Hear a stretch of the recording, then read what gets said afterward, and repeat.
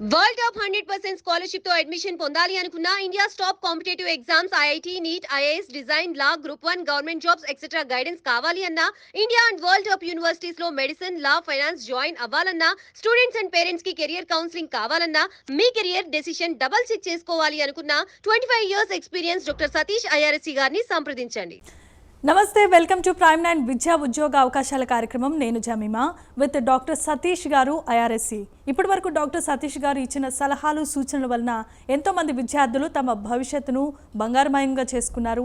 దానికి సంబంధించినటువంటి వీడియోస్ని కూడా మనం ఇప్పటి వరకు చూసాం. అయితే ఈరోజు లైవ్లో మనం మాట్లాడుతున్నటువంటి సబ్జెక్ట్ ఏంటంటే ఇన్ఫోసిస్ లాంటి ఒక పెద్ద ఐటీ కంపెనీ నుండి మైసూర్లో రీసెంట్గా 700 మందిని ఒకేసారి లే ఆఫ్ చేసేశారు.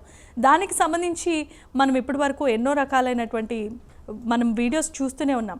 అసలు ఇలా ఒకేసారి 700 మందిని ఎనీ ఇన్ఫర్మేషన్ కనుక మనం ఇస్తే పరిస్థితులు ఏ విధంగా ఉండబోతున్నాయి, తర్వాత బీటెక్ చదివే వాళ్ళకి, ఇంజనీరింగ్ చదివే వాళ్ళ విద్యార్థుల జీవితం ఏ విధంగా ఉండబోతోంది, తర్వాత ఆర్టిఫిషియల్ ఇంటెలిజెన్సీ అభివృద్ధి అవుతున్నటువంటి ఈ సమయంలో ఇలాంటి కార్యక్రమాలు చేయడం వల్ల మిగతా వారి అవకాశాలు ఏ విధంగా ఉండబోతున్నాయి, అలాగే గవర్నమెంట్ కూడా దీనిపై ఎలాంటి రకాలైనటువంటి చర్యలు తీసుకోబోతోంది, ఇలా తదితర అంశాలపై క్లుప్తంగా మనకు సమాచారం అందించడానికి డాక్టర్ సతీష్ గారు ఇప్పుడు లైవ్లో సిద్ధంగా ఉన్నారు.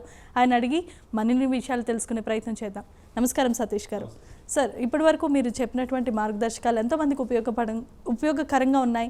చాలా విషయాలు మేము తెలుసుకోగలిగాం. అయితే ఇప్పుడు రీసెంట్గా చూసినటువంటి సిచ్యువేషన్ బట్టి చూస్తుంటే ఇది చాలా ప్రమాదకరమైన విషయమే అనుకోవచ్చు. ఎందుకంటే విద్యార్థులకి ఆత్మస్థైర్యాన్ని కోల్పోయే సమయం ఇది. అసలు చాలా సెన్సిటివ్గా ఉంటున్నారు ఈ జనరేషన్. కాబట్టి ఏ విధంగా ఉండబోతోంది, దీనికి సంబంధించి ఏ విధంగా చెప్పబోతున్నారు? ఇది డెఫినెట్గా అంటే లే ఆఫ్స్ అనేవి జరుగుతున్నాయండి, జరగకపోవడం ఏం లేదు. ఇంతకుముందు మైక్రోసాఫ్ట్, గూగుల్లో కూడా తీశారు. ఈవెన్ గూగుల్ లాంటి పెద్ద పెద్ద కంపెనీస్లో కూడా ఆల్మోస్ట్ మీకు 10% ఆఫ్ ది పీపుల్ ఎవరైతే ఉంటారో మేనేజ్మెంట్ లెవెల్ అండి. 10% అంటే మేనేజ్మెంట్ లెవెల్లో ఉన్నటువంటి పీపుల్, టాప్ పీపుల్ ఎవరైతే ఉంటారో గూగుల్లో కూడా వాళ్ళు ఈ మధ్యన రీసెంట్గా వాళ్ళు రిమూవ్ చేయడం జరిగింది, మైక్రోసాఫ్ట్లో కూడా. బట్ ఇంత పెద్ద నెంబరు అది ఇలాంటి కంపెనీ, ఇన్ఫోసిస్ లాంటి కంపెనీ తీయడం అనేది డెఫినెట్గా ఇది ఒక డేంజరస్ సిగ్నల్ కింద మనం అనుకోవచ్చు. లే ఆఫ్ జరుగుతున్నాయి, ఇప్పుడు కొత్తగా జరగట్లేదు, కానీ ఇది బిగ్ నెంబరు.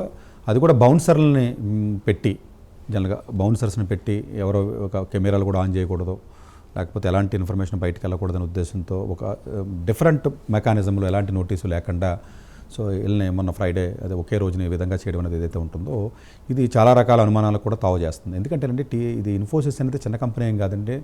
నారాయణమూర్తి గారు అప్పట్లో 1981లో పెట్టారు, ఫస్ట్ పూణేలో పెట్టారండి, తర్వాత బెంగళూరు వచ్చింది 1982లోకి. వచ్చిన తర్వాత వాళ్ళు డిఫరెంట్ ఏరియాస్లో ఉన్నారండి. అంటే మాకు చెప్పాలి, బిజినెస్ కన్సల్టింగ్లో ఉన్నారు, అవుట్ సోర్సింగ్లో ఉన్నారు, ఐటీ కన్సల్టెన్సీ, 3 రకాలైనటువంటి సర్వీసెస్ చేస్తారండి వాళ్ళు. బేసికల్గా అవుట్ సోర్సింగ్ పర్సన్స్ని క్లయింట్స్కి సప్లై చేస్తూ ఉంటారు. ఇప్పుడు వీళ్ళు ఏమంటారంటే తీసిన దానికి రీజన్ మేము చెప్పమని చెప్తున్నారు. అడిగితే ఏం చెప్తున్నారంటే, రీజన్స్ ఏం చెప్తున్నారంటే, జనరల్ రిక్రూట్మెంట్ అయ్యింది కదా, రిక్రూట్మెంట్ అయిన తర్వాత వాళ్ళకి ఎగ్జామ్స్ పెడతారండి. ఇప్పుడు మీరు మళ్ళీ జాబ్ కింద తీసుకున్నాను అనుకోండి, నేను ఏం చేస్తానంటే తీసుకున్న తర్వాత ట్రైనింగ్ ఇవ్వడం జరుగుతుందండి. సో వాళ్ళలోనే బిగ్గెస్ట్ ట్రైనింగ్ ఇన్స్టిట్యూట్ ఉందండి మైసూర్లో వాళ్ళకి, ఇన్ఫోసిస్ వాళ్ళకి. చిన్న కంపెనీ ఏం కాదండి, ఆల్మోస్ట్ మార్కెట్ క్యాపిటలైజేషన్ 100 బిలియన్ అండి.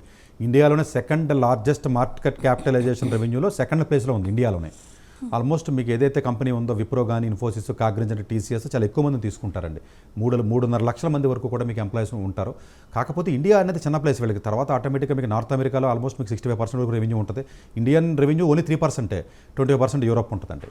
రెవెన్యూ పరంగా మనకు తక్కువ ఉన్నప్పటికీ ఓవరాల్గా వరల్డ్ వైడ్ గ్లోబలైజేషన్ చూసుకున్నట్లయితే వాళ్ళది ఎక్కువ అండి మార్కెట్ రెవెన్యూ. ఎంతంటే 1,60,000 కోట్ల రెవెన్యూ అనేది వీళ్ళకి మనకి ఉంది. 1,60,000 వరకు కూడా మీకు రెవెన్యూ ఉంది. ఇది ఇన్ఫోసిస్ కంపెనీ అనేది మార్కెట్ క్యాపిటలైజేషన్లో చాలా బిగ్గెస్ట్ అండి. ఇది ఇండియాలోనే second, it's not a small company. 3.5 లక్షల మంది ఎంప్లాయీస్ ఉంటారండి. ఇవి పెద్ద companies, pro, Infosys, Cognizant, TCS లాంటివి. ఇప్పుడు వీళ్ళ మనకి లేబర్ ఎలాగైతే మనకి యూనియన్స్ ఉంటాయో, ఈ ఐటీకి సంబంధించినటువంటి యూనియన్ ఏదైతే ministry of labour and employment అంటారండి, వాళ్ళు కంప్లైంట్ చేశారు. వీళ్ళు ఏమైనా కంప్లైంట్ చేశారు, NITES అని ఒక ఆర్గనైజేషన్ ఉంటుందండి, nascent information tech employment senate అని ఒక ఆర్గనైజేషన్ ఉంటుందండి, NITES అంటారండి. వాళ్ళు ministry of labour and employment ఏదైతే ఉంటుందో వాళ్ళకి ఆల్రెడీ కంప్లైంట్ చేశారు. ఇంతకుముందు కూడా చాలాసార్లు కంప్లైంట్ చేశారు, బట్ గవర్నమెంట్ ఇది పట్టించుకోవట్లేదు. రీజన్ ఏంటంటే వాళ్ళు ప్రైవేట్ ఆర్గనైజేషన్ కదా, మరి వాళ్ళు జాబ్ పనిచేసినోడికి ఇస్తారు, స్కిల్ లేదు కదా, వెళ్ళిపోతున్నారు కదా అని చెప్తారు. ఎగ్జామ్ పెట్టాము, మాకు సూట్ అవ్వలేదు, 3 సార్లు ఇస్తారండి పాస్ అవ్వడానికి ట్రైనింగ్ ఇచ్చినప్పుడు.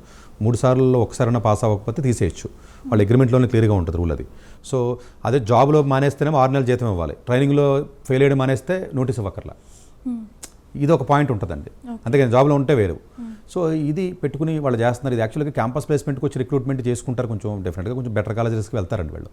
రిక్రూట్మెంట్ చేసుకున్నప్పుడు పిల్లలందరూ ఆనందపడతారు జాబ్లు వచ్చినాయని చెప్పేసి. క్యాంపస్లో ఇంకొక రిస్క్ ఏంటంటే మనకి ఇంజనీరింగ్ కాలేజెస్ ఇండియాలో ఒకటికి జాబ్ వచ్చిందనుకోండి ఇంకో ప్లేస్మెంట్లో కూర్చోనవరండి. ఇప్పుడు మీకు జాబ్ వచ్చేసింది అనుకోండి వేరే కంపెనీలో కూర్చోనవారు, మీకు ఆల్రెడీ ఇన్ఫోసిస్ వచ్చిందా ఓకే పక్కకి జరిగి అంటారు, తెర వెళ్ళిన తర్వాత ఆఫర్ రావట్లేదు. ఇది చాలా ఇంజనీరింగ్ కాలేజెస్లోనండి, అంటే ఇతను తీసుకుని ట్రైనింగ్ ఇచ్చిన తర్వాత తీసేశారు, కానీ చాలా కాలేజెస్లో ఆఫర్లు ఇస్తారు, ఫేక్ ఆఫర్స్. అసలు కొన్ని డీమ్డ్ యూనివర్సిటీస్లో అయితే ఆఫర్స్ ఫేక్ ఆఫర్స్ ఇచ్చి చూపిస్తారు. తర్వాత ఇటు కాల్ ఫర్ రాదు ఇటుకి, అసలు ఇన్విటేషన్ రాదు. ఏంటి కంపెనీ కూడా అసలు రమ్మని చెప్పడం, ఆఫర్ మీ దగ్గర ఉంటుంది, ఆఫర్ లెటర్ ఉంటుంది, బట్ ఇట్స్ నాట్. వీళ్ళు ఏం చేస్తారంటే కొన్ని డబ్బులు ఇచ్చి మేనేజ్ చేసుకుని ఇచ్చారు వాళ్ళు, లేకపోతే కాలేజీ వాళ్ళు మేనేజ్ చేసుకుని కొన్ని ఆఫర్ లెటర్స్ ఇమ్మని చెప్తారు బోర్డుల మీద వేసుకోవడానికి, మా కాలేజీలో ఎన్ని ప్లేస్మెంట్లు వచ్చినాయని. ఫైనల్గా బెంచ్ మీదకి రానివ్వరండి. అదొక పెద్ద స్కామ్, సపరేట్గా చెప్తానండి. కాలేజెస్లో ప్లేస్మెంట్స్ మీరు అనుకున్నందుకు అంత ఫేర్గా ఏం జరగవు ఇవన్నీ. చాలా కాలేజెస్లో పర్టికులర్గా ప్రైవేట్ కాలేజెస్లో డీమ్డ్ యూనివర్సిటీలో చూపించే నెంబర్లన్నీ ఫేక్ నెంబర్స్ ఉంటాయండి. సరే అది పక్కన పెట్టండి. సో ఇక్కడికి వచ్చేటప్పటికి ఏంటంటే ఇన్ఫోసిస్ చాలా పెద్ద కంపెనీ అంటే ఆల్మోస్ట్ వీళ్ళకి చాలా కంట్రీస్లో ఉన్నాయండి. ఇంకా మనకి రెవెన్యూ ప్రకారం 3 to 4% ఉంటుంది నార్త్ అమెరికా కానీ ఇది కానీ. యూఎస్లో కూడా 2-3 ఇష్యూస్ జరిగినాయండి వీళ్ళకి. యూఎస్లో ఏం చేశారనుకుంటున్నారు 2007 నుంచి ఆ టైంలో 2007-8 ఆ టైంలో ఇంచుమించు 10 ఏళ్ళు ఇలా H1 వీసాలో ఉద్యోగం చేయాలి అమెరికాలో. టూరిస్ట్ వీసా మీద ఉద్యోగాలు చేయించేశారు వాళ్ళు. పెద్ద ఇష్యూ అయిందండి. ఒక 1 million ఎంతో ఆల్మోస్ట్ 800,000 లేకపోతే 1 million పెనాల్టీ కట్టారు. రీసెంట్గా ఇండియాలో ఏమంటారు 4 months బ్యాక్ జీఎస్టీ ఎగ్గొట్టారు అంటున్నారు వీళ్ళు ఇన్ఫోసిస్. అంటే ఆల్మోస్ట్ జీఎస్టీ ఇంటర్నేషనల్ లావాదేవీలు ఉంటాయి కదా, ఎన్నో 100 కోట్లు జీఎస్టీ ఎగ్గొట్టారని చెప్తున్నారు. సో రకరకాల ఆస్పెక్ట్స్ ఇన్ఫోసిస్ కంపెనీలో చేస్తున్నారు. దీంట్లో నేను అబ్జర్వ్ చేసింది ఏంటంటే ప్రతి ఐటీ కంపెనీకి ప్రాఫిట్లు 400% పెరిగినాయి గత 4 ఏళ్లలో. 400%. ఎంప్లాయీస్ శాలరీస్ 1% పెరిగినాయి. కంపెనీకి ఏమో ప్రాఫిట్ అండి 1000 కోట్లు. మీరు యాపిల్ తీసుకోండి, ఫేస్బుక్ తీసుకోండి, లేకపోతేనేమో మీరు కాగ్నిజెంట్ తీసుకోండి, టీసీఎస్ తీసుకోండి, విప్రో తీసుకోండి, ఈవెన్ మీకు మైక్రోసాఫ్ట్ తీసుకోండి, లేకపోతేనేమో ఈవెన్ మెక్కన్సీ తీసుకోండి, క్వాల్కామ్ తీసుకోండి. ఇట్లాంటి ఎలాంటి ఫర్మ్ మీరు తీసుకున్నా ఎవ్రీ క్వార్టర్కి వాళ్ళు నెంబర్స్ రిలీజ్ చేస్తారు. అన్ని ప్రాఫిట్లో ఉన్నాయి. ఆ ప్రాఫిట్ కూడా యావరేజ్ 300 to 400% ఉంది. ఎంప్లాయీస్ యొక్క శాలరీస్ ఎంత పెరిగిందంటే యావరేజ్న భారతదేశం మొత్తం మీద 1.8% పెరిగింది. అంతే. ఇది చాలామంది తెలియదు. అది శాలరీస్ పెరగట్లా, కంపెనీస్ ప్రాఫిట్ పెరుగుతున్నాయి. ప్లస్ ట్యాక్స్, ఇన్కమ్ ట్యాక్స్, చాలామంది పర్సనల్ ఇన్కమ్ ట్యాక్స్ అంటారు. ఇప్పుడు నేను ఇన్కమ్ ట్యాక్స్ కడతాను, మీరు ఇన్కమ్ ట్యాక్స్ కడతారు, that is called personal income tax అంటారు. కార్పొరేట్ ట్యాక్స్ అంటే ఏంటి? కార్పొరేట్ కంపెనీస్ కట్టే ట్యాక్స్ కార్పొరేట్ ట్యాక్స్ అంటారు. చాలామంది ఏమనుకుంటారంటే కార్పొరేట్ వాళ్ళు ఎక్కువ కడతారు, కార్పొరేట్ ట్యాక్స్ అనుకుంటారు. లేదండి, భారతదేశం మొత్తానికి పర్సనల్ ట్యాక్స్ కట్టేది 2%, 3% ఉంటారు. అంతే 3%. నిల్ ట్యాక్స్ ఎక్కువ మంది ఫైల్ చేస్తారు, అది పక్కన పెట్టండి. వాళ్ళు మొత్తం కట్టేది 8 లక్షల కోట్లు వచ్చింది అనుకోండి రఫ్గా. కార్పొరేట్ వాళ్ళు 8 లక్షలు 9 లక్షల కోట్లు వస్తే కార్పొరేట్ వాళ్ళు కట్టేది 7 లక్షలు 7.5 లక్షల కోట్లు వస్తుంది. కార్పొరేట్ ఇప్పుడు అదాని అంబానీ ఉన్నారా, మనం 30% కడతాం ఐ ఇన్కమ్ వస్తే. వాళ్ళ యావరేజ్ ట్యాక్స్ మీరు గూగుల్లోకి వెళ్ళి చూడండి 10% కూడా ఉండదు. వాడు కార్ ఎక్కితే పెట్రోల్ కూడా ఎక్స్పెన్సెస్ కింద రాస్తాడు. మీరు ఆఫీస్కి వెళ్ళారనుకోండి కార్ వేసుకుని, అది మీ ఎక్స్పెన్సెస్ కింద రాయడం కుదరదు. సో వాళ్ళందరూ కూడా కార్పొరేట్ కంపెనీస్కి ట్యాక్స్ ఏమో తక్కువ చూపించి పర్సనల్ ఇన్కమ్ ట్యాక్స్ని ఎక్కువ పెంచి వాళ్ళకి రాయితీలు ఇస్తున్నారు, వాళ్ళకి స్థలాలు ఇస్తున్నారు, ట్యాక్స్ రాయితీలు ఇస్తారు, అన్నీ ఇస్తున్నారు. వాళ్ళ ప్రాఫిట్స్ అఫీషియల్గా డిక్లేర్ చేస్తారు ఎంత ప్రాఫిట్ వచ్చిందో. ఆ ప్రాఫిట్స్ అన్నీ కూడా మీకు అదాని గ్రూప్ అయితే 2000% పెరిగింది 10 ఏళ్లలో. 2000%. 2000% అంటే ఇమాజిన్ చేయండి. వాళ్ళ యొక్క వాల్యూ, కంపెనీస్ యొక్క వాల్యూ 10 ఏళ్ళకి ఇప్పటికీ చాలా మీరు ఇమాజినేషన్ కూడా అందదు. ఈవెన్ ఇన్ఫోసిస్ కూడా దాని రెవెన్యూ 1,60,000 కోట్లు ఉందండి. ఎవ్రీ క్వార్టర్ వీళ్ళు రెవెన్యూ చూపిస్తున్నారు. అంటే నా ఉద్దేశం రెవెన్యూ చేసుకోకూడదని నేను చెప్పాను. కంపెనీలో జాబ్ కల్చర్ కూడా ఎలా ఉంటుంది తెలుసండి. మెక్కన్సీ లాంటి కంపెనీ తీసుకుంటే పొద్దున్న 8 స్టార్ట్ అయితే జాబు, ఎప్పుడైనా సపరేట్గా చెప్తాను, 12 దాకా ఉండడు నైట్. 8 వస్తే మీరు పండగ చేసుకుంటారు మెక్కన్సీలో. 8 వస్తే ఆ రోజు ఇంక పార్టీయే మీకు. నైట్ 8 వస్తే వర్క్ కల్చర్ అందే. నారాయణమూర్తి గారు ఏం చెప్పారు, ఒరే బాబు మాకు 70 గంటలు చేయాలన్నాడు. దీని తర్వాత ఎల్లంటి సుబ్రహ్మణ్యం గారు వచ్చి ఏం చెప్తారు, ఒరే బాబు మాకు 90 గంటలు ఉద్యోగాలు చేయాలని చెప్తున్నారు. సో వర్క్ అవర్స్ పెరుగుతున్నాయి. అంటే క్వాలిటీ ఆఫ్ స్టూడెంట్స్ సరిగ్గా రిక్రూట్మెంట్ చేయలేదు. ఇప్పుడు కంపెనీస్తో ప్రాబ్లం ఏంటంటే వీళ్ళు ఏమంటారంటే, వీళ్ళ లాజిక్ ఏంటంటే ఇన్ఫోసిస్ ఏంటంటే మ్యాన్ పవర్ సప్లై చేస్తారు, అవుట్ సోర్సింగ్. ఇది ఆ క్లయింట్స్కి మ్యాన్ పవర్ సప్లై చేసినప్పుడు క్లయింట్స్ అందరూ కూడా ఆర్టిఫిషియల్ ఇంటెలిజెన్స్, మెషిన్ లెర్నింగ్, లేకపోతే డేటాస్ డిఎస్ఏ కానివ్వండి, మ్యాథమెటికల్ మోడలింగ్ చేయడం కానీ రావాలి స్కిల్స్. ఆ స్కిల్స్ ఇప్పుడు ఉండట్లేదు, ఇప్పుడు ఉన్నటువంటి వేరు. అందు గురించి వీళ్ళు మాకు వద్దు అని చెప్పారు కాబట్టి తీస్తున్నాం. క్లయింట్ ప్రైవసీ అంటారండి దీన్ని. అంటే క్లయింట్కి సంబంధించిన ఇన్ఫర్మేషన్ మేము చెప్పకూడదు, డిస్క్లోజ్ చేయకూడదు, చేసినట్లయితే మాకు ఇబ్బంది అవుతుందని చెప్పి క్లయింట్ ప్రైవసీ యాక్ట్లోకి వెళ్ళి మేము ఎందుకు తీసామో చెప్పట్లేదు, అవి చెప్పకుండా డైరెక్ట్గా ఎగ్జామ్ ఫెయిల్ అయిపోయారు కాబట్టి మేము తీసేస్తున్నామని చెప్తున్నారు. బట్ ఇన్హరెంట్గా ఇంకొకటి ఏంటంటే ఇన్ఫోసిస్కి ఏదో ప్రాజెక్టులు వస్తాయని చెప్పి ముందే ఊహించి రిక్రూట్మెంట్ చేసుకున్నారండి. ఆ ప్రాజెక్ట్ రాలేదు, 1-2 అదే. అంతే కదండి, మీకు వర్క్ వస్తుందని చెప్పి రిక్రూట్మెంట్ చేసుకున్నారు. ఇట్లా ఐటీ కంపెనీస్లో సర్వసాధారణంగా చాలా ఆస్పెక్ట్స్లో జరుగుతున్నాయి. ఇది ఒక ఓన్లీ ఇన్ఫోసిస్ అనే కాదండి, కల్చర్ పెరుగుతుంది. వర్క్ అవర్స్ పెంచాలనో లేకపోతే కంపెనీ వాళ్ళు ప్రాఫిట్స్ పెరుగుతున్నాయి, వీళ్ళకేమీ అసలు జీతాలు పెరగట్లేదు. సో దీనికి గవర్నమెంట్ రెగ్యులేషన్స్ ఏమైనా ఉంటాయంటే ఉండవు. ఎందుకంటే గవర్నమెంట్కి డబ్బులు కావాలి, కార్పొరేట్ కంపెనీస్ ట్యాక్సెస్ రావాలి, ఇంకోటి రావాలి.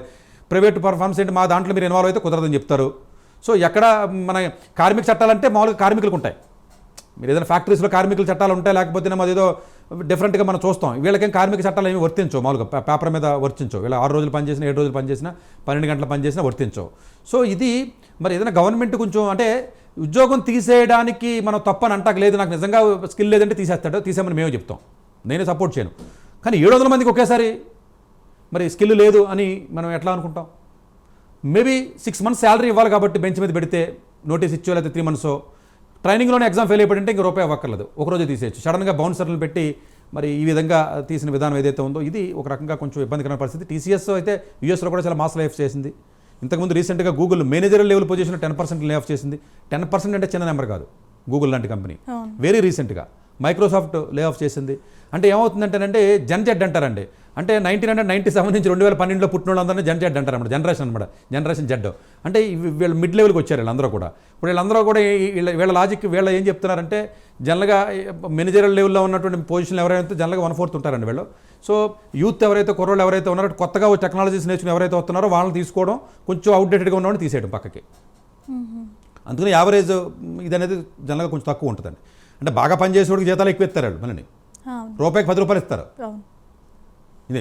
సో స్టూడెంట్స్లో హై స్కిల్ సెట్ ఉంటే తప్ప ఫ్యూచర్లో సస్టైన్ అవ్వలేడు. నేను ఒక ఎడ్యుకేషన్ పర్సన్గా నేను ఎలా కంక్లూడ్ చేయగలంటే, సరే నేను ఉన్నది నేను చెప్పగలను, ఏదో కొంత అనాలిసిస్ చేయగలను, కానీ బట్ ఓవరాల్గా మనం చూసినట్లయితే ఫ్యూచర్లో హై స్కిల్స్ ఆఫ్ డిఎస్ఏ కానీ, ఏఎంఎల్స్ కానీ, మ్యాథమెటికల్ మోడలింగ్ కానీ, క్వాంటమ్ కంప్యూటింగ్ కానీ, సెమీ కండక్టర్స్ కానీ, చిప్స్కి సంబంధించినటువంటి టెక్నాలజీస్ కానీ, లేకపోతే కంప్యూటర్ ఆర్కిటెక్చర్ చాలా బూమింగ్ ఉంటుందండి. కంప్యూటర్ ఆర్కిటెక్చర్ కానివ్వండి, సైబర్ సెక్యూరిటీస్ కానివ్వండి, ఇలా deep understanding of deep technology ఉంటే తప్ప ఏ కంపెనీ కూడా వాడిని భరించే పరిస్థితిలో లేదు. వాళ్ళకి ప్రాఫిట్లు వస్తాయి. ఓపెన్ అయ్యేవాడికి ప్రాఫిట్ వస్తుంది, మైక్రోసాఫ్ట్కి వస్తుంది, అందరికీ వస్తాయి. ప్రాఫిట్ వచ్చినా కూడా వీళ్ళకి ఇంతే, శాలరీస్ యావరేజ్గా ఓన్లీ టాప్లో ఉన్న పీపుల్ పెరిగితే. ఇంకొకటి ఏంటంటే ఈ 4 company Wipro, Infosys, Cognizant, TCS లాంటి 4 కంపెనీస్ కూడా నేను చదువుకునే రోజుల్లో 20 సంవత్సరాల క్రితం ఇంకా ముందే యావరేజ్గా స్టార్టింగ్ శాలరీ 3 లక్షలు, ఇప్పుడు 3 లక్షలే. మీరు లాస్ట్ టైం కూడా ఈ విషయం చెప్పారు. ఏంటి 3 లక్షల జీతం అప్పుడు? ఇప్పుడు కాగ్నిజెంట్ అయితే మరీ ఘోరం, 2.5 లక్షలు ఇస్తానంటున్నాడు స్టార్టింగ్. ఇటు 25 ఏళ్ల క్రితం కూడా 3 లక్షలే, ఇప్పుడు 3 లక్షలే. అంటే వీళ్ళు ఏమంటారంటే వీళ్ళు మామూలుగా పనికిరారు, మాకు ఓన్లీ డేటా ఎంట్రీ చేయడానికి వీటికి చిన్న చిన్న పనులు చేయడానికి పనికొస్తుంది, ఓన్లీ సాఫ్ట్వేర్ ఇంజనీర్ టైటిల్ పెడుతుంది తప్ప వీళ్ళు మాకు పనికిరారండి. టాప్ లెవెల్ ఉన్న వాళ్ళకి జీతాలు ఎంత పెరుగుతున్నాయి? 10 రెట్లు 5 రెట్లు. గూగుల్లో ఒకప్పుడు 10 లక్షలు అంటే ఎక్కువ, ఇప్పుడు గూగుల్లో 50 లక్షలు సర్వసాధారణం అయిపోయింది. అంటే టాప్గా ఉన్నవాడికేమో వెరీ హై, కింద ఉన్నవాడికేమో మొత్తం దొక్కేస్తారు. ఎందుకని సప్లై ఎక్కువ ఉంటుంది. ఎప్పుడునంటే 20,000 జాబ్కి కాంపిటీషన్ ఎక్కువ, 2 లక్షల జాబ్కి కాంపిటీషన్ తక్కువ మంది ఉంటారండి స్కిల్ ఉన్నవాళ్ళు. ఈ 30,000 జాబులు ఉన్న వాళ్ళకి ఎక్కువ కాంపిటీషన్ ఎక్కువ ఉంటుందండి, ఎందుకంటే వీళ్ళకి అంత స్కిల్ ఉన్నవాళ్ళు ఉంటారు కదండి. సో ఇది ఈ ఎక్స్ప్లోటేషన్ అనేది ఇది ఒక లాజికల్గా వాళ్ళు కంపెనీ వాళ్ళు చేస్తున్నారు మేబీ. ఎందుకంటే ఇన్ఫోసిస్ ఇన్సెమి అని ఒక కంపెనీ ఉంటుందండి, 280 కోట్లకి వాళ్ళు హైర్ చేశారు, కొన్నారు కంపెనీని జనరల్గా. అది సెమీ కండక్టర్స్ తయారు చేసి ఇదంటే వీళ్ళు ఆల్మోస్ట్ చాలా సర్వీసెస్లో ఉన్నారండి. వీళ్ళే లాస్లో ఏం లేరండి. ఇన్ఫోసిస్ కంపెనీ ఏమీ లాస్లో లేదు. ఎవ్రీ 3 monthsకి వాళ్ళు క్వార్టర్స్ రిలీజ్ చేసినప్పుడు చూస్తే చాలా అన్ని కంపెనీస్ ప్రాఫిట్లో ఉన్నాయండి. వీళ్ళకి ప్రాఫిట్ బ్యాలెన్స్ షీట్ చూసినట్లయితే అన్ని కంపెనీస్ ప్రాఫిట్లో ఉన్నాయి. వీళ్ళు ఏం చేసి మనీని దాచుకుని రేపొద్దున టెక్నాలజీ మీద ఇన్వెస్ట్మెంట్ చేద్దాం అనుకుంటున్నారు. మాకు ఇది అవసరం లేదు, వీళ్ళు అవుట్డేటెడ్, వీళ్ళకి సరిగ్గా నాలెడ్జ్ లేదు అని చెప్తున్నారు. కొంతమంది నిజంగా కూడా ఉండకపోవచ్చు. అంటే మన కంప్లీట్గా కంపెనీని మనం అంటానికి లేదు కానీ, బట్ ఒకేసారి అంటానికి లేదు కానీ, బట్ ఓవరాల్గా చూసినట్లయితే బాగా డీప్ టెక్నాలజీ ఉండి బాగా మంచి హై స్కిల్ సెట్ ఉంటే తప్ప ఏదో చిన్న చితక కాలేజీలో నేను చదివేసాను, నాకు ఉద్యోగం వచ్చింది, క్యాంపస్కి వెళ్ళిపోయాను, 4 లక్షల ఉద్యోగం వచ్చింది, 3 లక్షల ఉద్యోగం వచ్చింది, వెళ్ళిపోతే మెట్లు ఎక్కేస్తాను, ప్రమోషన్ తెచ్చేసుకుంటాను, 4 లక్షలు జాయిన్ అయితే కష్టపడి చెమటోడు చేస్తాను, తర్వాత 20 లక్షల జీతానికి వెళ్ళిపోతాను, అవన్నీ పోయినాయండి. అంతంత ఓపిక ఎవరికి లేదు. నీ దగ్గర అంత స్కిల్ ఉందా, వచ్చి పని చేయని చెప్తున్నారు. హై మ్యాథమెటికల్ మోడలింగ్ స్కిల్స్ ఉండాలంటే అందుగురించి పిల్లలందరికీ మేము ఏం చెప్తామంటే, జనరల్గా చాలా సందర్భాల్లో మీరు అబ్జర్వ్ చేశారు లేదు, చాలా హై స్కిల్ ఉండాలి, హై ఆల్గారిథమ్స్ స్కిల్ సెట్ ఉండాలి, రాయగలిగేటట్టు ఉండాలి, హై మ్యాథమెటికల్ స్కిల్ సెట్ ఉంటేనే మీకు ఏ కంపెనీలో సర్వైవ్ అవ్వలేదు. మరి ఇంకొక కన్ఫ్యూజన్ అవుతారు, ఇన్ఫోసిస్ కంపెనీ అంటే ఏదో ఐటీ కంపెనీ అంటే ఏదో ఐటీ జాబ్ అని సపరేట్గా ఉండదు. వీళ్ళ సర్వీసెస్ ఇచ్చేదే medical industry, agriculture industry, pharma industry. వీళ్ళ క్లయింట్స్ అందరూ కూడా అన్ని డొమైన్స్లో ఉంటారు. సో వీళ్ళు సర్వీస్ చేస్తూ ఉంటారు. So domain knowledge plus technology ఉన్నటువంటి వ్యక్తులు తీసుకుని వీళ్ళు చేస్తున్నారు. బట్ ఓవరాల్గా కంపెనీ చూసినట్లయితే ఫ్యూచర్లో కూడా అంటే లే ఆఫ్స్ పెరుగుతున్నాయి. తీసుకునే వాళ్ళు కూడా తీసుకుంటారండి. మొత్తం లే ఆఫ్స్ అయిపోవడం ఏం కాదు, కొత్త వాళ్ళు తీసుకుంటూ ఉంటాం వాళ్ళని. కానీ హై స్కిల్ సెట్ ఉన్న కొత్త వాళ్ళు తీసుకుంటున్నారు, పాత వాళ్ళు వదిలేస్తున్నారు. బట్ ఇది వీళ్ళు కొత్త వాళ్ళు యాక్చువల్గా ట్రైనింగ్ అయిన తర్వాత తీసేసారండి. మరీ పాత వాళ్ళు కూడా కాదు ఇప్పుడు మనం అలా అనుకుంటాకి. సో ఈ కొత్తగా వచ్చినటువంటి వ్యక్తులు ఎవరైతే స్టూడెంట్స్ ఉన్నారో జనరల్గా వాళ్ళ కంపెనీ ఇష్యూస్, ఇంటర్నల్ ఇష్యూస్ ఉంటాయంటే ప్రైవసీ ఇష్యూస్ కాబట్టి మనకు చెప్పరాళ్ళు.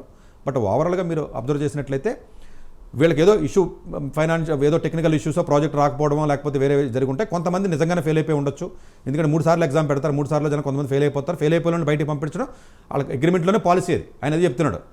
మన అతని పేరు ఉంటాడు, నీలకన్న ఉంటారండి ఆయన, నందన్ నీలకన్న అని ఉంటారండి యాక్చువల్గా చైర్మన్. మీకు సీఈఓ చూస్తే పరేష్ ఎవరో ఉంటారండి. ఆయన ప్రెస్ మీట్ పెట్టి కూడా చెప్పాడు, మా అగ్రిమెంట్లో క్లియర్ కండిషన్ ఉంది, మాకు ఎగ్జామ్ ఫెయిల్ అయిపోతే మేము తీసుకోము. సో దీంట్లో గొడవ చేయాల్సిన అవసరమే లేదు. మీరు లేబర్ లాకి వెళ్ళండి, మినిస్టర్ ఆఫ్ లేబర్ అండ్ ఎంప్లాయ్మెంట్కి వెళ్ళండి, ఎక్కడికి వెళ్ళండి, ఏం చేసినా కూడా ఇంతే. ఒకవేళ జాబ్లో ఉన్నప్పుడైతే మీకు యూఎస్లో కూడా అంతేనండి, 2 వీక్స్ నోటీస్ పీరియడ్ ఇస్తారు. కొన్ని కంపెనీస్ 6 మంత్స్ శాలరీస్ ఇస్తాయి. నోటీస్ పీరియడ్ 2 వీక్స్ ఇచ్చి 6 మంత్స్ శాలరీస్ ఇస్తూ ఉంటాయి యూఎస్లో. కొన్ని కంపెనీస్ డిఫరెంట్గా ఉంటాయండి, 3 మంత్స్ శాలరీస్ ఇస్తూ ఉంటాయి. యూఎస్లో కూడా సడన్గా తీసేస్తారు, అక్కడేమీ ఏం చెప్పరు. ఈ ఐటీ కంపెనీస్ స్టైలే ఇదండి ఇది. అంటే అందుగురించే ఈ కంపెనీస్లో జాయిన్ అయ్యే వాళ్ళు ఎప్పుడు అప్డేట్ అవుతూ ఉండాలి, ఎప్పుడు స్కిల్ ఉండాలంటే ఆ కష్టపడి మనస్తత్వం స్టూడెంట్ ఏజ్లో రావాలి. ఇక్కడ లేజీగా తిరిగి రోడ్లు అటు ఇటు తిరిగి ఏదో కాలేజీలో చదివి ఏదో 4 ప్రోగ్రామింగ్లు బట్టి కొట్టి ఏదో ఆన్లైన్లో ఏదో చేసి ఏదో ఉద్యోగాలు సంపాదించే రోజులు పోయినాయి. అంటే ఒకప్పుడంటే మాన్యువల్గా చేసే పనులు ఎక్కువ ఉండేయండి. ఇన్ఫోసిస్ టీసీ తీసుకుని 3 లక్షలు ఇచ్చేవాడు, 4 లక్షలు. ఏదో ఫోన్లు మాట్లాడే పని కూడా లేదండి, ఇప్పుడు అంతా ఆటోమేషన్ అయిపోయిందంటే. ఇప్పుడు ఏం చేశారంటే బాగా హై స్కిల్ ఉన్నటువంటి వ్యక్తుల్ని తీసుకోవడం, స్టార్టప్స్ రావడం, ఇలా మొత్తం అంతా కూడా అంటే బిజినెస్ ట్రెండ్, బిజినెస్ స్ట్రాటజీ మారిపోతుంది. మొత్తం డిఫరెంట్ వరల్డ్లోకి వెళ్తున్నాం మనం. ఈ విషయాన్ని 1.5 year నుంచి చెప్తే అందరూ ఆశ్చర్యంగా చూశారు నన్ను. ఒరే మనం డిఫరెంట్ వరల్డ్లోకి వెళ్తున్నాం, మనం డీప్ టెక్లోకి వెళ్తున్నాం, మనం అసలు మీ ఊహకు కూడా అందనటువంటి విషయాలు మీరు వింటారు అని చెప్తానే ఉన్నాం 1.5 year నుంచి. ఇప్పుడు కూడా మళ్ళీ చెప్తున్నాను, ఇంకా మీ ఊహకు కూడా అందనటువంటి విషయాల్లోకి వెళ్తాం మనం. మీకు అగ్రికల్చర్ ఇండస్ట్రీ కానివ్వండి, రోబోటిక్ ఇండస్ట్రీ కానివ్వండి, లేకపోతే ఏ చిప్స్, మోడర్న్ చిప్స్ వస్తాయి ఇప్పుడు ఇంకాను, లేకపోతే హార్డ్వేర్ ఇండస్ట్రీ కానివ్వండి, కంప్యూటింగ్ కానివ్వండి, లేకపోతే క్వాంటమ్ కంప్యూటింగ్కి సంబంధించి కానివ్వండి, లేకపోతేనేమో మీరు స్పేస్ టెక్నాలజీకి సంబంధించి కానీ, ఇవన్నిటిలో కూడా చాలా అడ్వాన్స్డ్ పద్ధతిలోకి ఇన్వెస్ట్మెంట్స్ వచ్చి ముందుకెళ్తున్నాయి. అన్ని కంట్రీస్ కూడా రీసెర్చ్ చేస్తున్నాయి. లక్కీగా ఆఫ్కోర్స్ ప్యారిస్లో ఏఏ సమ్మిట్ ఉంది, మన నరేంద్ర మోడీ గారు కూడా వెళ్తున్నారు. మేబీ ఏఏకి సంబంధించిన 3వ సమ్మిట్ అండి ఇది. సో దాంట్లో కోహోస్టింగ్ చేస్తున్నాం మన భారతదేశ ప్రభుత్వం. ప్రాబబ్లీ దీని మీద డిస్కషన్ జరుగుతాయి, ఏ ప్రైవసీ గురించి, ఏ ఎథిక్స్ గురించి డిస్కషన్ జరుగుతుంది. సో ఏ అనేది డెఫినెట్గా వేరే టెక్నాలజికల్ వరల్డ్లోకి వెళ్తున్నాం కాబట్టి పిల్లలందరికీ, స్టూడెంట్స్ అందరికీ నేను చెప్పే సలహా ఏంటంటే, సరే వాళ్ళు తీశారు, మనం చేయడానికి ఏం లేదు, అనాలిసిస్ అయితే చేయగలం తప్ప డెఫినెట్గా గవర్నమెంట్ మీద కొంత ప్రెజర్ చేస్తేనే బాగుంటుంది. ఎందుకంటే నారాయణమూర్తి గారు చెప్పారు 70 గంటల పని చేయాలని. ఆయన వచ్చి అలాంటి సుబ్రహ్మణ్యం ఆయన చెప్తున్నాడు, ఎలాన్ మస్క్ ఆడి చెప్పాడు అక్కడ 90 గంటల పని చేయండి అని చెప్తున్నాడు. ఇలా రకరకాలుగా మీకు వస్తున్నాయి. సో అందువల్ల ఏంటంటే ఫ్యూచర్లో ఎవరు ఎన్ని మాట్లాడినా కంపెనీస్ యొక్క ధోరణి మార్చుకోవు. ఇట్స్ బిజినెస్, మనమే దానికి అనుగుణంగా తయారవ్వాలని చెప్తాను. ఇప్పుడు కంపెనీని తిట్టడం వల్ల ఎక్కువ పని ఎవడో చేయడానికి ఎన్ని రకాలుగా కామెంట్ చేయండి, నేను కామెంట్ చేస్తాను, మీరు కామెంట్ చేస్తారు, ఈ ఏవి కూడా నిలబడవు. కంపెనీ ప్రాఫిట్ గురించే వాడి వ్యాపారం, కట్ త్రోట్ బిజినెస్ అంతే. వాడి ప్రాఫిట్ కావాలంతే. 10 మంది దొరుకుతున్నారు కాబట్టి సప్లై ఎక్కువ ఉంది కాబట్టి జీతం తక్కువ ఇస్తున్నాడు. ప్రాఫిట్ ఎక్కువ వస్తుంది కదా, జీతం ఇవ్వచ్చు కదా మీరు అన్నారనుకోండి, ఒక పని చేయడానికి 10 మంది వస్తున్నారు కదా, 10 మంది వస్తున్నప్పుడు 2 లక్షలు మీరు చేస్తున్నారు, 2 లక్షలు చేయని చెప్తాను నేను. నాకు సప్లై ఎక్కువ ఉంది కాబట్టి నేను ఎక్స్ప్లోయిట్ చేస్తాను, ఇది ఇంతే అని వాళ్ళు చెప్తున్నాడు ఇండైరెక్ట్గా. దీన్ని మీరు ఎంత మొత్తుకోండి, నరేంద్ర మోడీ గారు కూడా ఇన్వాల్వ్ అవ్వరు. ఎందుకంటే కార్పొరేట్స్ని ఇన్వాల్వ్ అవితే ఇన్వెస్ట్మెంట్స్ పోతాయి, బిజినెస్ పోతాయి అని చెప్పి ఇన్వాల్వ్ అవ్వరు, ఎవరు. ఎన్నో లే ఆఫ్లు జరిగినాయి, ఎప్పుడన్నా ఇన్వాల్వ్ అయ్యారా? ఇక్కడ కాదు, ఏ దేశంలోనూ. ఇది రియాలిటీ అని అర్థం చేసుకోండి. మనం ఎంత మాట్లాడండి, మీరు ట్వీట్ చేయండి, మాట్లాడండి, ప్రెస్ మీట్ పెట్టండి, వాగండి, అరవండి, లేబర్ కంపెనీస్ రండి, మీరు ఏదైతే లేబర్ యూనియన్స్ ఉంటాయో రాయండి, ధర్నాలు చేయండి, ఎవడో పట్టించుకోండి, ఫైనల్గా కామ్గా ఉంటుంది గవర్నమెంట్. ఇది రియాలిటీ. ఎందుకంటే కార్పొరేట్ కంపెనీస్ జోలికి వెళ్దాం, కార్పొరేట్ వాళ్ళకి ట్యాక్సులు తగ్గిస్తుంది, పర్సనల్ ఇన్కమ్ ట్యాక్స్ పర్సనల్గా పెరుగు. ఎందుకంటే కంట్రీ గ్రో అవ్వాలి. ఇప్పటికే ఇండస్ట్రీస్ రావట్లేదని బ్యాడ్ నేమ్ ఉంది ఇండియాకి. అటు ఇప్పటికే ఎటువంటి ప్రొడక్షన్ యూనిట్స్ కానీ మ్యానుఫ్యాక్చరింగ్ యూనిట్స్ లేవు. ఇప్పుడు ఇండస్ట్రీస్ని మనం కానీ ఆంక్షలు పెట్టి ప్రైవేట్ కంపెనీస్లో పెట్టినట్టుగా, గవర్నమెంట్ కంపెనీలో పెట్టినట్టుగా టైమింగ్స్ 8 to 10 చేయాలి, లేకపోతే మార్నింగ్ 9కి వచ్చి ఈవినింగ్ 5కి వెళ్ళాలి, ఇలా పెడతాను, లోకల్ రిజర్వేషన్ ఇయ్యి, లేకపోతే ఇంకో రిజర్వేషన్ ఇయ్యి, లేకపోతే ఇలా ఏదైతే మనం చెప్తున్నామో పూర్వకాలం రోజుల్లోనూ, ఇది కత్తి కొడవల పార్టీ ఏదో పార్టీ నాకు గుర్తు రావట్లేదు, అలా ఆ రోజుల్లో నడిచిన ఎన్ని కమ్యూనిస్ట్ పార్టీ భావజాలాలు మంచిదే. నేను ఎగ్నెస్ట్ కాదండి, అలా ఉండాలని చెప్తాం. ఇప్పుడు ఏంటి ఎకనామిక్ సర్వే కూడా ఏం చెప్తుంది, క్యాపిటల్కి లేబర్కి డిస్ట్రిబ్యూషన్ ఎక్కువ కావాలంటారు. అంటే ఏంటి, మీ కంపెనీస్కి ప్రాఫిట్కి విపరీతంగా పెరిగినప్పుడు శాలరీస్ లేబర్ కాంపోనెంట్ కూడా పెరగాలి. ఇది పెరగట్లేదు అని ఎకనామిక్ సర్వే చెప్తుంది. ఎకనామిక్ సర్వే చెప్తుంది ఇది పెరగాలి కానీ పెరగట్లేదు. దాన్ని బ్యాలెన్స్ అంటారండి. క్యాపిటల్ ఎలాగైతే అంటే సంపద అంతా ఒకే చోట ఉండకూడదని మన ప్రియాంబుల్లోనే ఉంది, కాన్స్టిట్యూషన్ ఆఫ్ ఇండియాలోనే ఉంది. ఒకే చోట సంపద, ఒకే చోట రిసోర్సెస్ ఉండకూడదని మన కాన్స్టిట్యూషన్లోనే చెప్పాడు. కానీ ఎవడు ఫాలో అవుతాడు? ఫాలో అవడు. సో ఎకనామిక్ సర్వే రిపోర్ట్ కూడా చాలా క్లియర్గా చెప్తుంది. అయినప్పటికీ కూడా జనరల్గా ఈ విధంగానే ఉంటుందండి. ఈవెన్ ఎందుకంటేనండి ఇన్ఫోసిస్లో ప్రమోటర్స్ యొక్క వాటా 15% ఫారెన్ ఇన్వెస్ట్మెంట్స్ ఉంటాయి. అందులో వాళ్ళు చెప్పినట్టు కంపెనీ నడవాలి. మీరు ఏమనుకుంటారు, నారాయణమూర్తి గారు అనుకుంటారా? ఇది నారాయణమూర్తి గారికి సంబంధించినటువంటి కంపెనీ కాదు, ఈజ్ ఓన్లీ ఫౌండర్. అతని షేర్ 2% ఎంతో ఉంటుందండి, ఎగ్జాక్ట్గా నాకు తెలియదు కానీ చాలా తక్కువ ఉంటుంది. ఫౌండర్స్ షేరే 15%. ఫారెన్ ఇన్వెస్ట్మెంట్ ఇన్వెస్ట్మెంట్స్ అంటారండి 32% ఉంది. డొమెస్టిక్ ఇన్వెస్ట్మెంట్స్ ఉంటాయి 37% ఉందండి. పబ్లిక్ ఎంత ఐపీఓల ద్వారా వచ్చింది ఇన్ఫోసిస్కి 15%. అందువల్ల ఏంటంటే ఆ ఫారెన్ ఇన్వెస్టర్స్, డొమెస్టిక్ ఇన్వెస్టర్స్ ఎవరైతే ఉంటారో వాళ్ళు రూల్ చేస్తారు కంపెనీని. గవర్నమెంట్ అమెరికాలో కూడా ట్రంప్ గారు పై కనపడతాడు, మొత్తం అమెరికా దేశాన్ని నడిపించి వెనకాల ఉన్నటువంటి కార్పొరేట్సే. ఓన్లీ పైన ఉన్నటువంటి అడ్మినిస్ట్రేటివ్ ఇష్యూస్, సోషల్ ఇష్యూస్ తప్ప, మామూలు మిగతా ఇష్యూస్ తప్ప ఎకానమీని నడిపేది ఎవడో అమెరికాని. మొత్తం ఉన్నటువంటి 30-35 కంపెనీస్ ఉంటాయి పెద్ద పెద్దవి అమెరికాలో, పెద్ద పెద్ద ఫ్యామిలీస్. వాళ్ళే నడిపిస్తారు అమెరికా గవర్నమెంట్ని కూడా. పైకి ప్రెసిడెంట్ కనపడినంత మాత్రం ప్రెసిడెంట్ ఏమీ చేయడానికి ఏమి ఉండదు. ఎకనామికల్ డెసిషన్స్ అన్ని కార్పొరేట్ కాదు. సో కార్పొరేట్ సిస్టమ్ ఇంతే, ఇంకా టఫ్ అవుతుంది. ఓపెన్గా చెప్తున్నాడు అలన్ మస్క్ గారు, మాకు 90 గంటలు పని చేయండి, మేము కుదరదని చెప్పి అమెరికాలో ఆల్రెడీ స్టార్ట్ చేశారు. డీప్సీకి వచ్చింది, షేర్ మార్కెట్ తగ్గింది, మీరు 6 days కూడా పని చేయలేదు మానేని అని చెప్తున్నాడు. ఆల్రెడీ స్టార్ట్ చేశారు అమెరికాలో కూడా. ఇప్పుడు దాకా అమెరికాలో ఓన్లీ 36 hours ఇబ్బంది కాదనుకున్నారు. ఇప్పుడు మారిపోయింది అమెరికా. ఈ చైనా ఏఏలో సమూలమైనటువంటి మార్పులు జరుగుతున్నాయి కాబట్టి మిగతా దేశాల్లో కాంపిటీషన్స్ పెరిగిపోయి కాంపిటీషన్ పెరుగుద్ది, ప్రొడక్ట్స్ తయారు చేయాలి, ఎక్కువ మంది యూత్ ఉన్నారో వాళ్ళని ఎక్స్ప్లోర్ చేయాలి, కంపెనీకి ఎక్కువ ప్రాఫిట్స్ రావాలి. ఇన్వెస్టర్ ఏం చేస్తారు, రూపాయి పెడితే 10 రూపాయలు రావాలి. మనమేనా అంతే కదండి. మీరే వ్యాపారం చేస్తారు, రూపాయి పెడితే ఎంత రావాలనుకుంటారని మీరు చెప్పండి. 10 రూపాయలు రావాలనుకుంటారు కదా, 5 రూపాయలు 2 రూపాయలు రావాలనుకుంటారు కదా. ఎంప్లాయీ గురించి మీరు ఎందుకు పట్టించుకుంటారా? మీరే కంపెనీ పెట్టారనుకోండి, ఈ ఛానల్ చూసిన వాళ్ళు ఎలా ఆలోచిస్తారు? ఇన్వెస్ట్మెంట్ పెడితే 90% ఆఫ్ ది పీపుల్ ఇలాగ ఆలోచిస్తారు. ఒక 10% పాపం సెన్సిటివ్గా ఉంటారు. డబ్బులు లేవు కాబట్టి నేను ఉచిత ఆలోచిస్తానంటాడు. చాలామంది పిల్లలు చూడండి, నాకు ఉద్యోగం వస్తేనే సాయం చేస్తాను, నాకు డబ్బులు సంపాదించే జనాలకు సర్వీస్ చేస్తానని చెప్పి కౌరులు చెప్తారు కదా, అది వేరు. నిజంగా డబ్బులు ఉన్నవాడు చెప్పడం వేరు. ఇదే వీడియో చూస్తున్న వాళ్ళు డబ్బులు లేనోడు 100 చెప్తాడు, నాకు ఇస్తే నేను చేస్తాను, నేను గొప్పవాడిని, నేను దేశాన్ని ఉద్ధరిస్తానని 10 చెప్తాడు. ఒక 100 కోట్ల ఉన్నవాడు వీడియో విన్నాడు అనుకోండి, ఆడు వ్యాపారం చేస్తే ఎలా చేస్తారని చెప్పనండి, ఇలాగ చేస్తారు. సో స్కిల్ ల్యాక్ కొంతమందిని ఉండి కొంత ఎక్స్ప్లోర్ చేయడం కొంత ఇవన్నీ జరుగుతున్నాయి. ఇది కొంచెం అప్రమత్తంగా ఉండాలి పిల్లలు. క్యాంపస్ ప్లేస్మెంట్స్కి వచ్చినప్పుడు దయచేసి కొంత ఎంక్వైరీ చేసుకుని ఎవరైతే కంపెనీస్లో చేస్తున్నారో చేసుకుని వెళ్ళాలి. ఇది ఇన్ఫోసిస్ కంపెనీ చిన్న కంపెనీ అయితే పోనీ ఒరే చిన్న కంపెనీ అనవసరంగా వెళ్ళారని అంటాకుంది నాకు. ఇది మంచి కంపెనీయే, ఈ కంపెనీకి అనవసరంగా వెళ్ళారని అంటా కూడా లేదు. ఇప్పుడు మంచి కంపెనీ. వీడియో ఎలా చేశాడు, మొన్న గూగుల్ ఒకటి తీసేసాడు, మైక్రోసాఫ్ట్ ఒకటి తీసాడు. ఇంకా నేను చిన్న కంపెనీలకి పోనీ ప్లేస్మెంట్కి వెళ్ళకంటారా, పెద్ద కంపెనీలకి వెళ్ళని చెప్పదన్నా అది కూడా లేదు నాకు ఇక్కడ. ఆ స్కోప్ కూడా లేదు నాకు ఇక్కడ. ఇంక నేనేం మాట్లాడుతున్నా, 3.5 లక్షల మంది ఎంప్లాయీస్ ఉంటారు దాంట్లోనూ. సో ఇంచుమించు ఆల్మోస్ట్ ఈ 4 కంపెనీల దగ్గర 12 లక్షల వరకు మీకు ఎంప్లాయీస్ ఉంటారండి. సో డెఫినెట్గా అప్డేట్ అవ్వండి, బాగా స్కిల్ నేర్చుకుంటే తీసేసినా కూడా ఇంకో కంపెనీ కానీ వెళ్ళొచ్చు అని చెప్పగలను సలహా. అంతే. మీరు చదివినప్పుడే అండర్ గ్రాడ్యుయేషన్లోనే స్ట్రాంగ్ స్కిల్స్ అమీర్పేటలో ఏదో కోర్సులు నేర్చుకుంటే వెళ్ళిపోయే రోజులు పోయినాయి. స్ట్రాంగ్ స్కిల్ సెట్ నేర్చుకుని మంచి కాలేజెస్లో చదివి మంచి ప్రాజెక్ట్స్ చేసినట్లయితే ఒకవేళ ఎవడన్నా కంపెనీలో తీసేస్తే కనీసం వేరే కంపెనీలలో మీకు తెలివైనడైతే, మీకు స్కిల్ ఉంటే, కంప్యూటర్ సైన్స్ బ్యాక్గ్రౌండ్ ఉన్నవాడికి ప్రపంచంలో తిరుగులేదు, అందులో ఉండమని నేనే చెప్తా. మీకు కానీ సరైనటువంటి స్కిల్ లేక, లేకపోతే ఏదో ఫాల్తూ కాలేజీలో జాయిన్ అయ్యో, లేకపోతే మీరు ఏదో ఊహించుకుని వెళ్తే, సరైన స్కిల్ లేకపోతే మాత్రం ఇప్పుడు ఉన్నటువంటి మార్కెట్లో నిలబడడం కష్టమే. ఇది ఎన్నో రోజుల నుంచి చెప్తున్నాను, ఇప్పుడు జనాలకు ఇప్పుడు అర్థమవుతుంది. ఇదే విషయం మనం ఇంతకుముందు కూడా చాలాసార్లు చెప్పాం, ఒరే ఉండవరా తీసేస్తాయి, జాబ్లే రావు తీసేస్తారని చెప్తున్నాం మనం. ఇప్పుడు అదే చెప్తున్నాను. సో ట్రెండ్ ఫ్యూచర్లో జరిగి 5 ఏళ్ళు 10 ఏళ్ళ తర్వాత జరిగేది నేను ఊహించి చెప్తున్నాను. నేను రిపోర్ట్లో చదువుతాను కాబట్టి నాకు తెలుస్తుంది కాబట్టి. ఇది కొత్తగా అనిపిస్తుంది కొంతమందికి. అదేంటి ఇలా చెప్తున్నాడు సతీష్ గారు అంటారు. కాదండి, కంపెనీస్ ఆలోచన, ఇన్వెస్టర్స్ యొక్క ఆలోచన, ప్రొడక్ట్స్ యొక్క ఆలోచన, స్కిల్ సెట్లో మార్పులు, ట్రెండింగ్, ఫ్యూచర్లో రాబోయే టెక్నాలజీస్, వీటి మీద అవగాహన తెచ్చుకున్నట్లయితే కొంత తెలుస్తుందండి.